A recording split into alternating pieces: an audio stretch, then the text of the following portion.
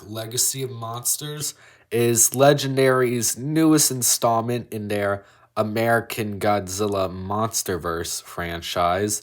It is a TV show exclusively, I believe, on Apple TV Plus. I thought the show was entertaining, but I feel like it relied on too much on soap opera elements.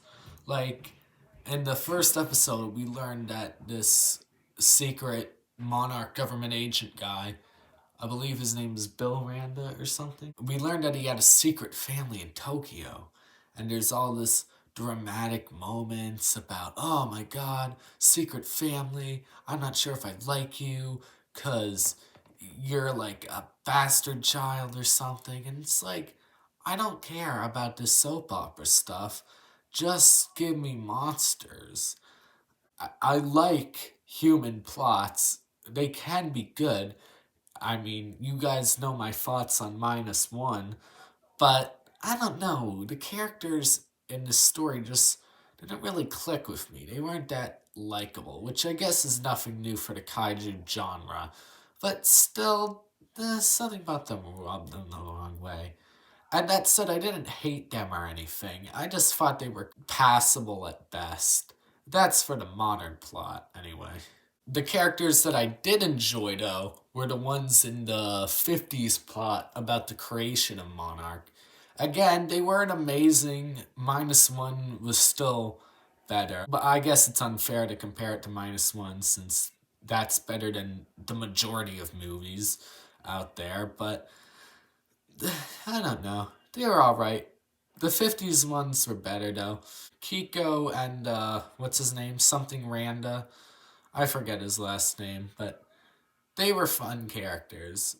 They were alright characters. I bought into their drama well enough, and I like seeing them form the Monarch legacy, you could say. A legacy of monsters? Huh? But the standout of the entire show was without a doubt Lee Shaw. He was my favorite character in both the past and modern plots, and he's my favorite human in the Monsterverse in general. Lee Shaw is the standout of the entire show.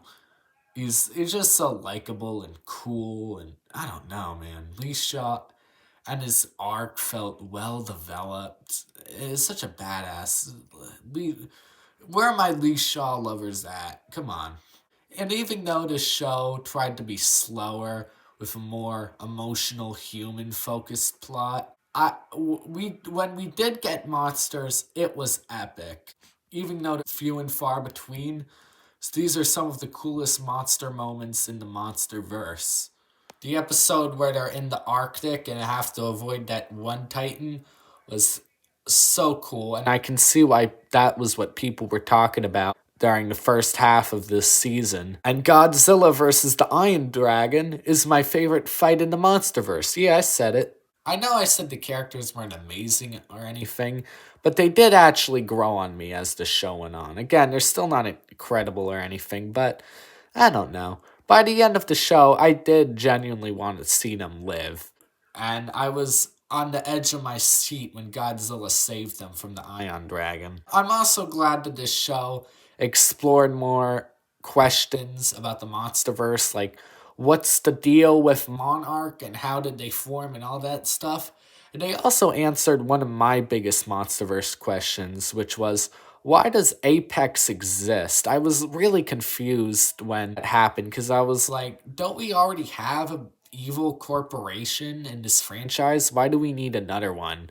But no, it was because the main characters wanted to create a less corrupt version of Monarch.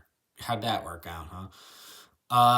But yeah, Monarch Legacy of Monsters is flawed but fun. And even though it didn't exactly hit the mark for me, I appreciate this TV series for trying something different. Like, I like the Monsterverse, but they've kind of been doing the same thing lately, so I'm glad they're doing something new. I give Monarch Legacy of Monsters a 7 out of 10.